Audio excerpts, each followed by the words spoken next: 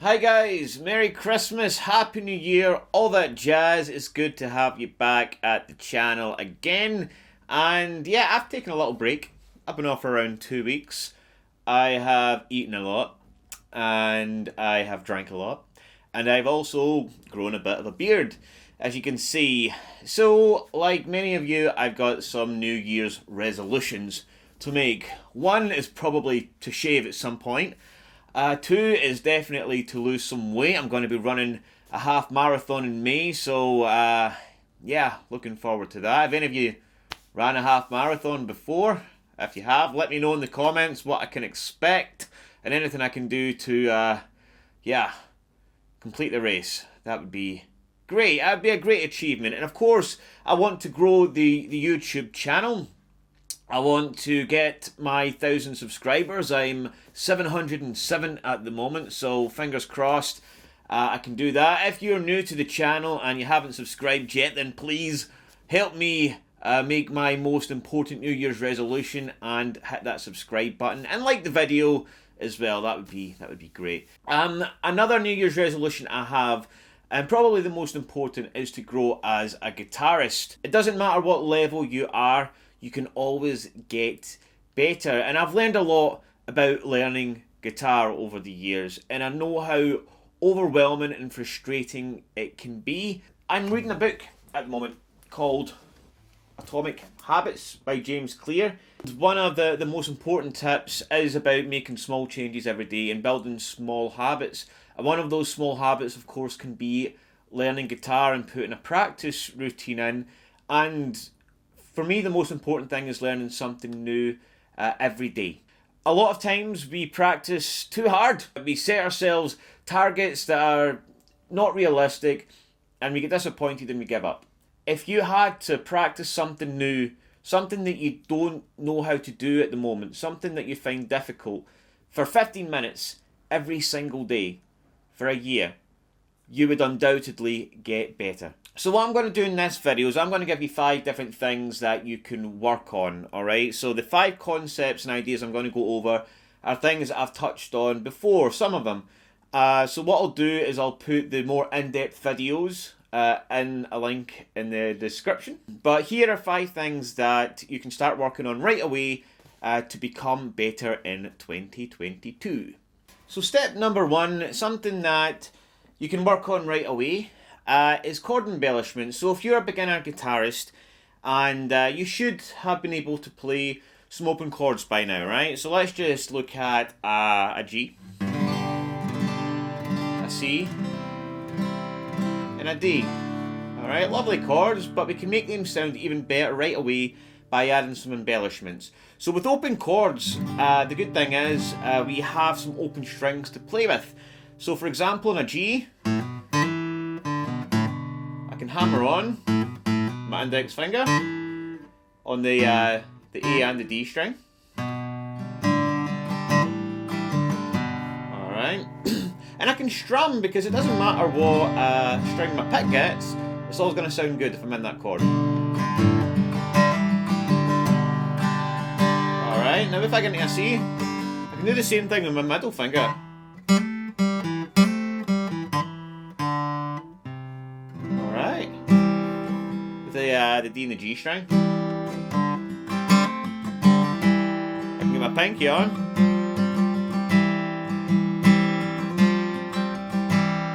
And then the D.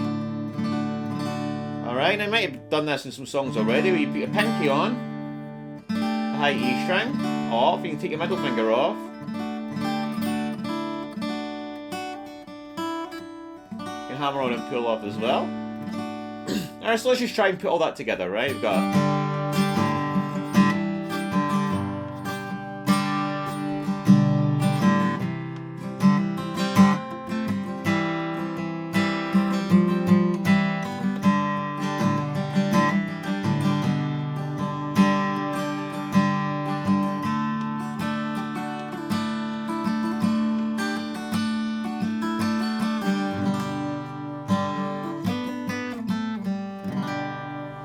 And that's step number 1. Step number 2 is the dreaded bar chords. Okay, so again, if you are at beginner level, one of the ways to step up is by learning how to play bar chords.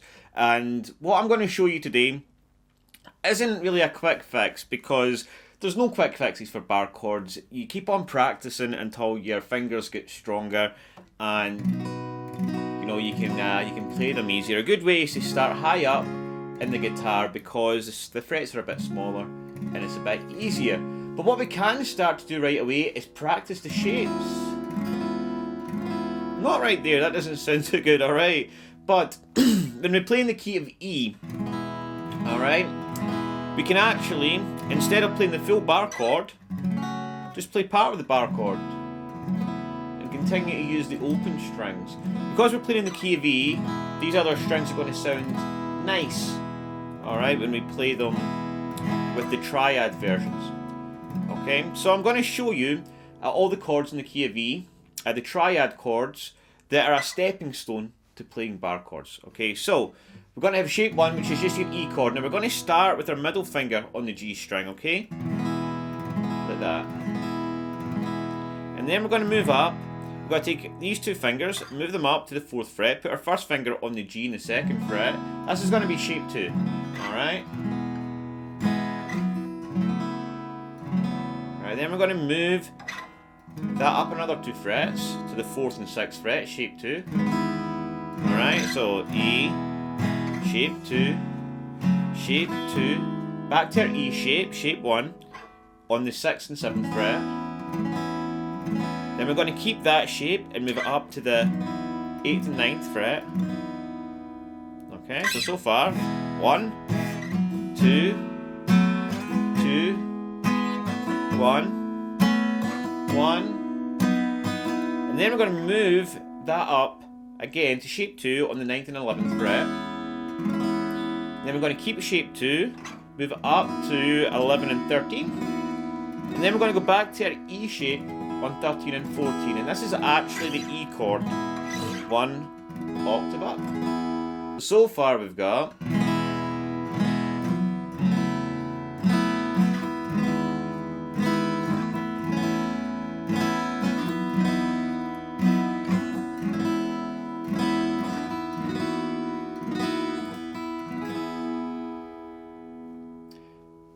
and you know what? I think it actually sounds a little bit nicer than bar chords. And it does make you sound like you're doing something really cool. When people look at you playing these chords,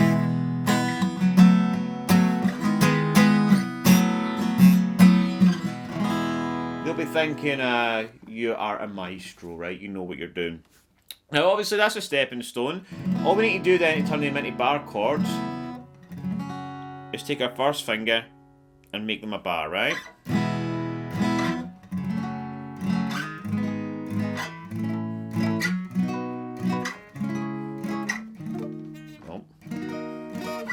And so on, alright? But practice with this first,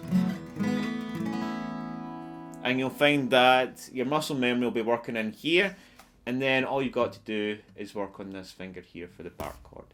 And that is step number 2. So step number 3, we're going to be looking at some music theory. Now I do believe knowledge is power, and with a little bit of music theory goes a long way in making you a better guitarist, because it demystifies the instrument, and it always feels good when you know what you're doing. You're not just messing around. You actually are doing stuff with intention. The most important thing is to learn the notes on the fretboard. Now, I have got a lesson on that, and I'll put that in the description, alright? But just to sum up, you've got 12 notes on the fretboard. Most of them have sharps. The notes B and E don't have sharp. B, E. The word B, alright, do not have sharps. So, if we go up the fretboard, we've got E, F, F sharp, G, G sharp, A sharp, B. B doesn't have a sharp, so we go right to C, C sharp, D, D sharp, and back to E on the 12th note. E, E. Okay, and it's the same for every string. A sharp, B, B doesn't have a sharp, so C, C sharp, D, D sharp, E doesn't have a sharp, so we go right to F, F sharp, G, G sharp, and back to A, alright? There is no H, alright? Well, not that I know of. So, once you know that, the next thing is to learn a major scale. Okay, so let's learn the G major scale, alright? So what I want you to do is take your middle finger to the 3rd fret of the top string, because that's G, E, F, F sharp, G, okay?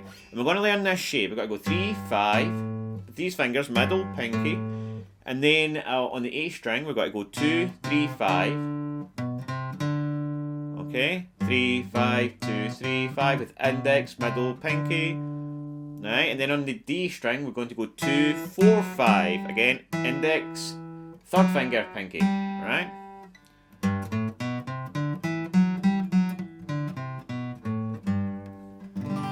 And that is the G major scale. Now, if we know all the notes on the fretboard, if we move that to any other note, so if we move it to A,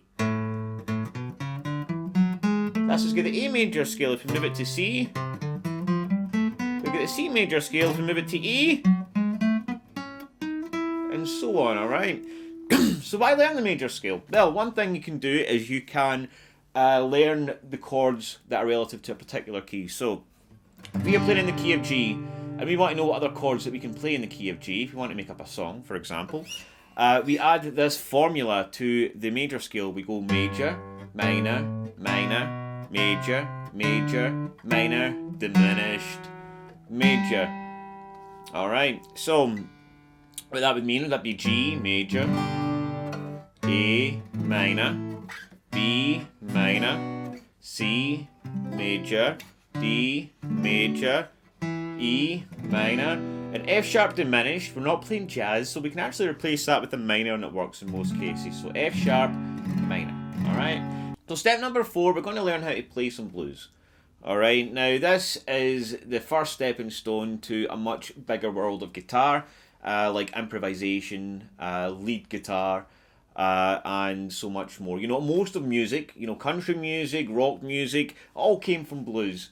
Alright, and it really starts to open up that world once you start learning some bluesy stuff. A good place to start is learning some bluesy chords. Alright, now you can learn 7 chords. 7 chords are, you know, they've got a bluesy sound. So rather than play an E, you can play an E7. Rather than play an A, you can play an A7. A D, you can play a D7.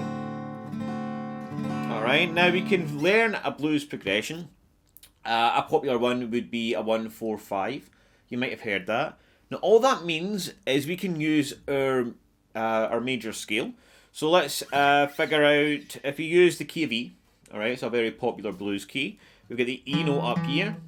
And if we do the major scale, all we need to do is find the 1, the 4, and the 5 of that, right? So 1, 2, 3, 4, and 5, alright? So we've got an E here. The 4 is the A, and the 5 is the B. Alright, so we've got an E, an A, and a B. That's our chords. But if we bluesify that, if we turn them into 7 chords, we've got an E, an A7, an E7 and A7, sorry, and a B7. Now this is an interesting shape, the B7 shape, right? Because actually, if we know the notes on the second string, the A string, we can take that shape and make any note a 7. So I could find the E note here, and I could play E7 here instead of here. If I could find the A, I could play on the 12th fret. I could play an A7 here. So we got some different options. So let's have a little mess around with that, right? We could do an E7. We'll use this chord, right?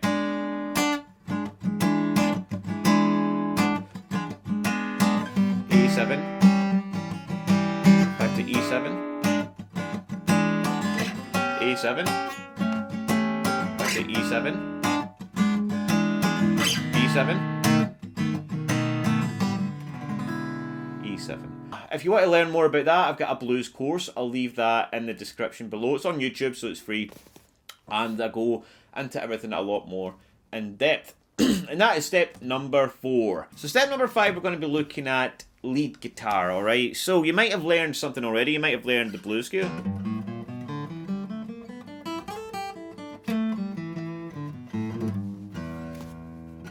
You might have learned the pentatonic scale. Alright, which is great. Alright, but it's kind of difficult where to go from there sometimes, alright? So I'm going to show you one of the most valuable things that I learned with lead guitar. Again, I've got more descriptive and in-depth lessons in this that I'll leave below. But if we learn the pentatonic scale horizontally, alright, rather than learning it vertically up and down, what that does is it helps us to play all over the neck, alright? They call it the dusty end of the neck.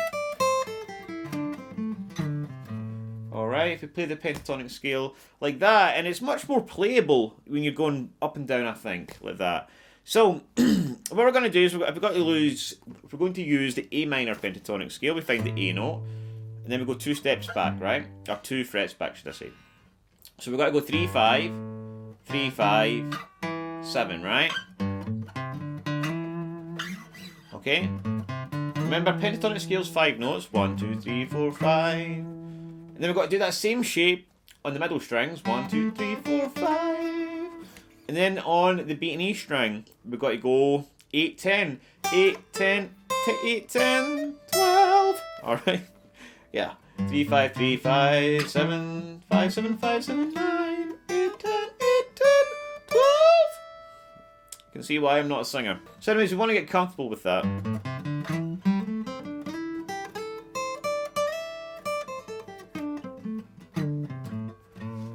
Alright. Once you're comfortable with that, you can then learn some patterns, right? You could learn.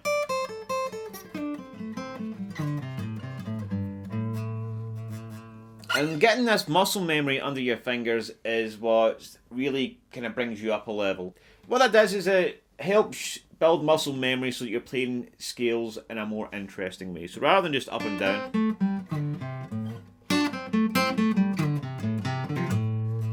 Alright, which sounds a bit cooler. So they are 5 things that you can start practicing right away. You know, again, just build a practice routine where you're spending 5, 10, 15 minutes even. If you just commit to that every day, find a time in the day that suits you, that you can do that. And if you practice something, doesn't need to be these things, but anything, if you practice something new, something that you find difficult every single day, next year you are definitely going to be a better guitarist. Anyway guys, I hope you liked that. Let me know in the comments if there's anything else that you would like to learn this year, and I'll be happy to do a lesson on it for you. Alright, take it easy, enjoy your January, and I'll see you soon with a new lesson.